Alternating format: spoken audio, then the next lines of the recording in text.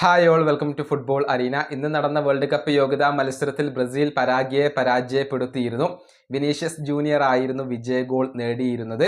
Neymar junior ഇതുവരെ കോവിഡിന്റെ പിടിയിലായിരുന്നു. അതിൽ നിന്നും അദ്ദേഹം മുക്തനായിട്ടുണ്ട് എന്നുള്ളത് മാത്രമല്ല, മത്സരത്തിന് മുന്നേ ബ്രസീലിന്റെ ഹോട്ടലിൽ വെച്ചുകൊണ്ട് സഹതാരങ്ങളെ അദ്ദേഹം സന്ദർശിക്കുകയും ചെയ്തിരുന്നു.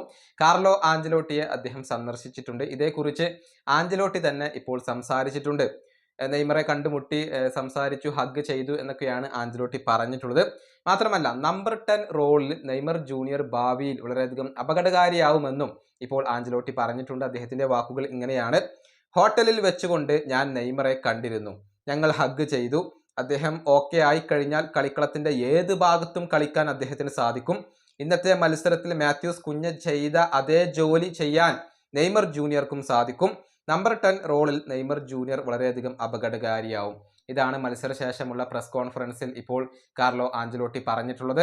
ഏതായാലും നെയ്മറെ പോലെയുള്ള ഒരു പ്ലേ മേക്കറുടെ അഭാവം ഇപ്പോൾ ബ്രസീലിനെ അലട്ടുന്നുണ്ട്. നെയ്മർ വരുമ്പോൾ അതിനൊരു പരിഹാരമാകും എന്നാണ് പ്രതീക്ഷിക്കപ്പെടുന്നത്.